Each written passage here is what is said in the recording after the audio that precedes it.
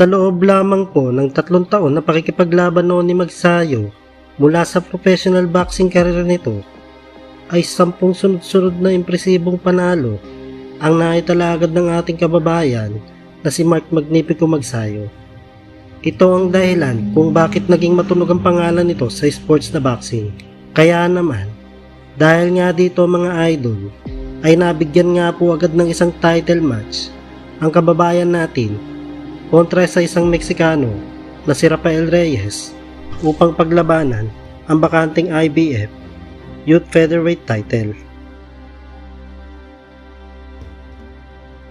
Na mga panahon na iyan ay may kartada pa lamang si Magsayo na 10 wins, 8 knockouts at walang talo. Samantala si Reyes naman ay may kartada 17 wins, 13 knockouts at 4 na talo mga idol. Bagamat may talo nga itong si Reyes, ay malinaw po na napakalawak na ng karanasan nito sa pakikipaglaban sa ibabaw ng lona, kung kaya't walang boksingero ang dapat maging kumpiyansa kapag ito ang kaharap sa ibabaw ng ring. Dahil nga po dito ay binansagan din ito na The Mexican Slugger. Dahil nga po sa di birong lakas ng mga kamao nito. Sa katunayan niya, sa 3 unang sabak nga nito sa professional boxing ay brutal na winasak nitong lahat sa pamamagitan ng knockout ang mga nakalaban nito. Kaya naman ayon sa mga boxing analyst ay isa ito sa susubok sa tunay na kakayahan ni Magsayo. Underdog ang bata nating si Magsayo ng mga panahon na iyan. Kaya naman dahil nga dito ay di maiwasan ng Meksikano na maliitin ang kababayan natin. Medyo naging hambog ito. Sa katunayan nga po niyan, ayon nga sa isang article na nilabas ng Manila Times, ay sinabi nga po nito na gusto niyang makalaban si Albert Pagara kaysa kay Magsayo.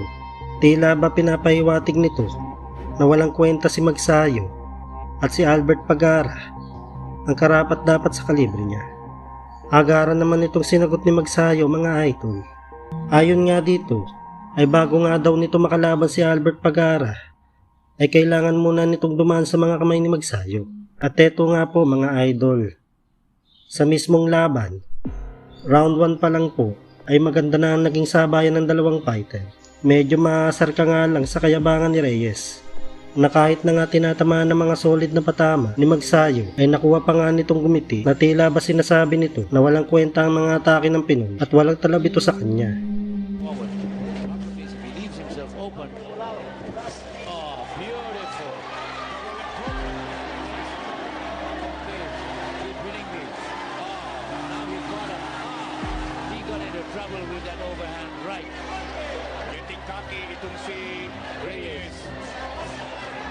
Magsayo, very patient.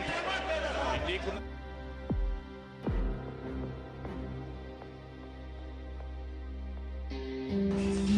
and good left jab.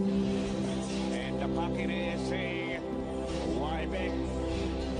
Reyes countered with a left of his own. Good left by Reyes. Sa round 2 naman, masuminit pa nga ang salpukan ng dalawang fighter mga idol. Talaga namang nagkakasubukan ng tinataglay na lakas ang dalawa sa ibabaw ng luna. Matapos nga po ang second round, nag-ali shuffle pa nga itong si Reyes na ganadong-ganado sa laban.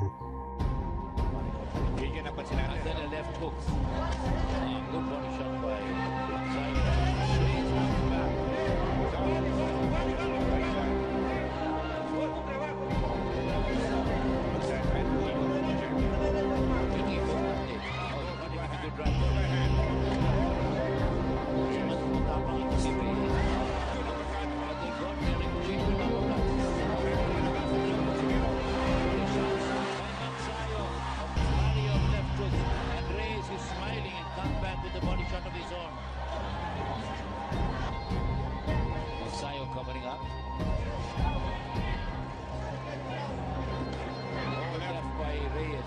Now Reyes fits to the southpaw stance. Oh, they are both fighters. Body shot by Reyes. Malakas din yung mga pirada ng Reyes. Money. Good right hand by Reyes. Nailing Magsayo. Magsayo gets it. There's the bell. End of the round.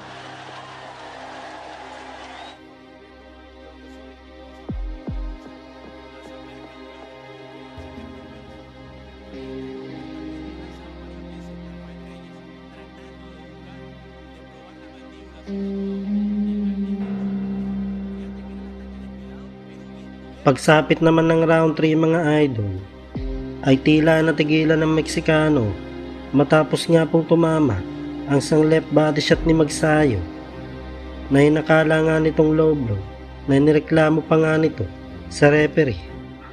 Dahil nga po dito ay sinamantala ng ating kababayan ang pagkakataon, sinugod na ito ni Magsayo hanggang sa bumagsak na nga ito sa ikatatlong rounds.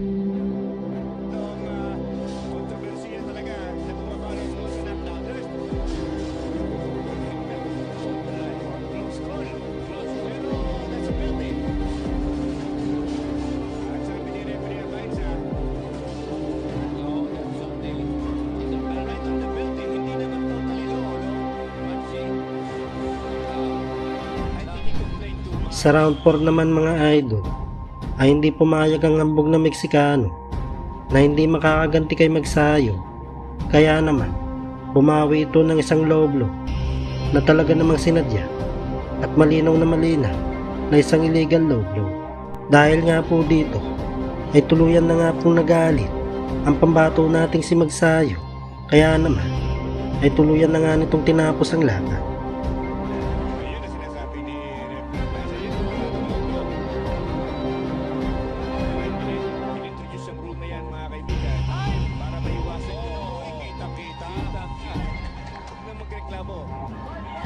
Masyadong backing. Sharp shoot on the right hand. Rodriguez. Good left. Matapang ha. At malaki sa butok. Ang ganda ng palitan. Sulit na sulit ang aksyon.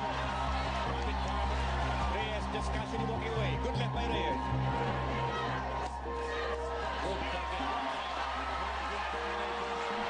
Magsayo. But that must, alam mo na, Magsayo must get a little frustrated. Maganda din eh. Oh, because he's hitting with some great shots. And Reyes is fighting back. Yeah, Reyes is fighting back.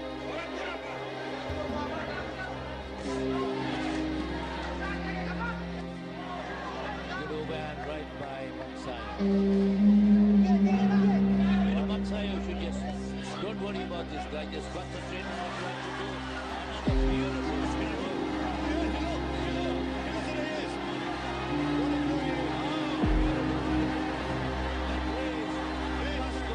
Matapos nga pong bigyan ng malalakas na suntok ang Meksikano, tinapos nga po ni Magsayo ang laban sa pamamagitan ng isang left uppercut.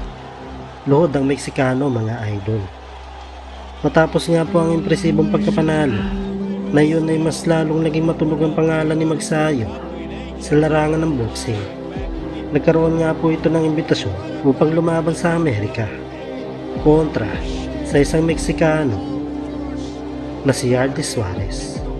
Ito po ang unang pagkakataon na sasabak si Magsayo sa bansang Amerika.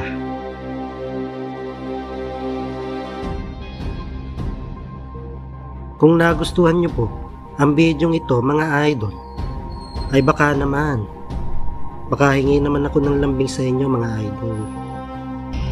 Paki-like na rin po ang video at pa-subscribe na rin po mga idol. At pakipindot na rin po ang notification bell. Maraming salamat po mga idol. Peace out.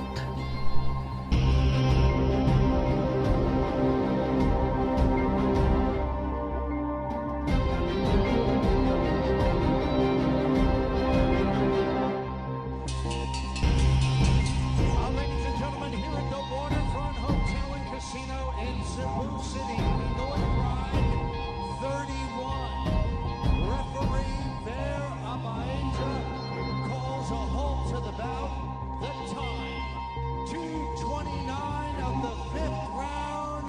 Your winner by TKO, still undefeated, and now the IBF Youth Featherweight Champion from the Philippines, Mark Magnifico Magsayo.